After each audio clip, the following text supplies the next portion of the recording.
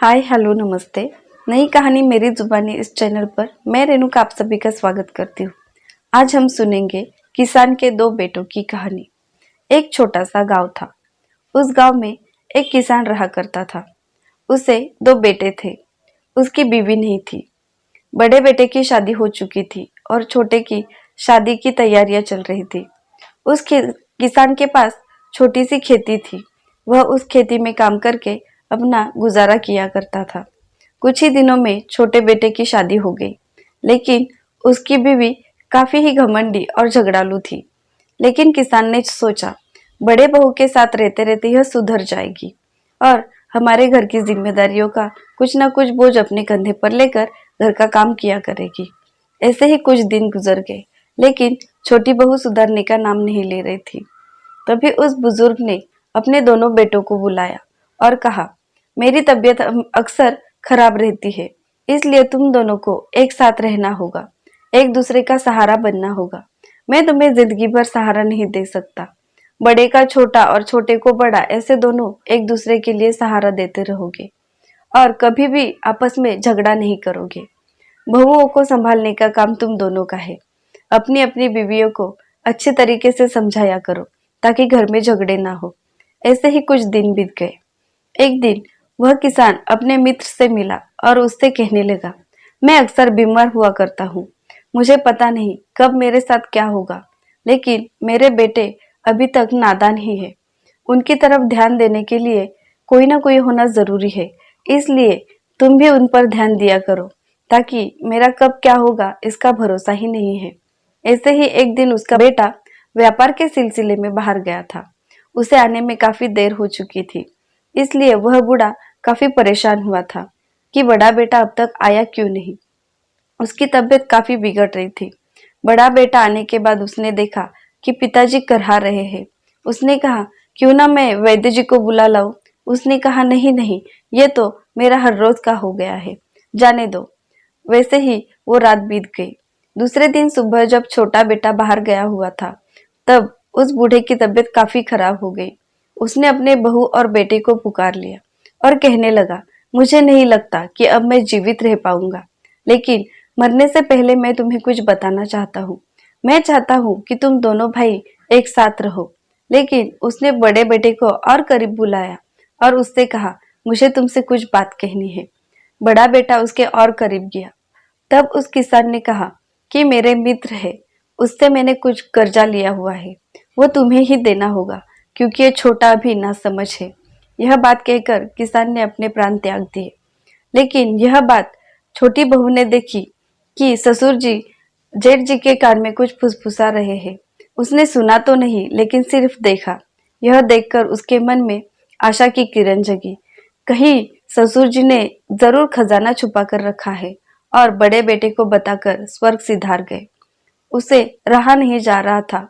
वो अपने पति के आने का इंतजार करने लगी। कुछ ही समय में छोटा बेटा आया गया और उन दोनों ने पिताजी को अग्नि दे दी। शाम को जब सब अपने अपने रूम में चले गए, तब उसने अपने पति से कहा, पिताजी ने जेठ जी के कान में कुछ तो बताया, लेकिन उन्होंने अभी तक आपको कुछ भी नहीं बताया।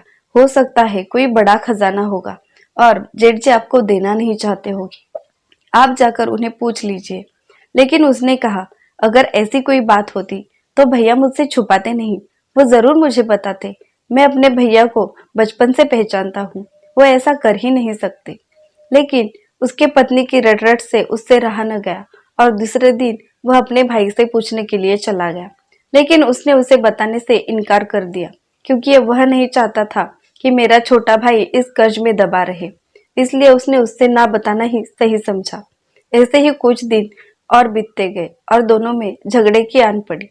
तब उसके भाई ने सोचा, झगड़ा करने से अच्छा है कि कोई ना कोई तोड़ निकाला जाए। वह चुपके से उसके पिताजी के दोस्त के पास गया और उनसे कहा, आप तो मेरे पिताजी के बारे में सब कुछ जानते हैं, लेकिन मेरे भाई को लगता है कि उन्होंने कहीं खजाना छुपा कर रखा है और उसके बारे में मुझे पता कर वो चले गए। लेकिन उनके दोस्त ने कहा, मुझे तो पता है कि उसके पास कुछ भी नहीं था। छोटी सी खेती थी, उसी में तो तुम्हारा गुजारा हो रहा था, तो वो कहाँ का खजाना छुपा कर रखेगा। तब उसने कहा, मैं चाहता हूँ कि मेरे बेबी के जो भी गहने हैं वो आप रख लीजिए और मुझे कुछ पैसे दे दीजिए। वह पैसे मैं ले जाकर हमारे घर के पास जो बड़ा पेड़ है उसके नीचे छुपा दूंगा और भाई को कह दूंगा कि यही वही खजाना है जिसके बारे में मुझे पिताजी ने कहा था। उसके बाद उसने उससे कुछ पैसे लिए और अपने घर के पास जो पेड़ था उसके नीचे दबा दिए। उसके बाद वो सो गया।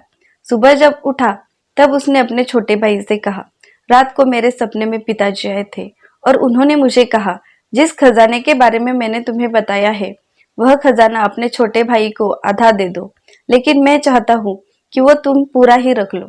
तब छोटा बोला, नहीं भैया, मेरे सपने में भी पिताजी आए थे और उन्होंने कहा, तुम्हारा भाई जो है वो काफी ही अच्छा इंसान है।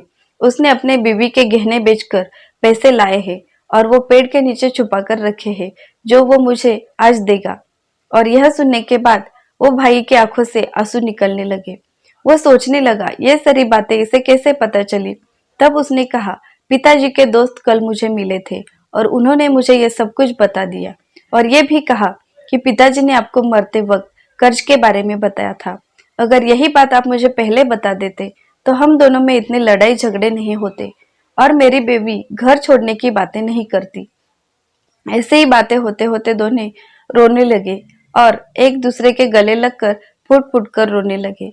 यह देखकर वह आकर उसकी बीवी ने आकर हाथ जोड़े और माफी मांगी कि मैंने जो भी देखा उसी के बारे में मैं कहती रही, लेकिन क्या कहा ये मैंने नहीं सुना था, इसलिए मुझे भी माफ कर दीजिए। ऐसे ही उन सब के गिले शिकवे दूर हो गए और हंसी खुशी अपनी जिंदगी जीने लगे। इसी तरह किसी भी बात को बोलने से पहले देखा और सुना करो ताकि दूसरे को कष्ट ना हो। ऐसी ही नई नई कहानियां सुनने के लिए हमारे चैनल को सब्सक्राइब करो और अगर आपको हमारी कहानी अच्छी लगी हो तो हमें कमेंट करके जरूर बताना। धन्यवाद।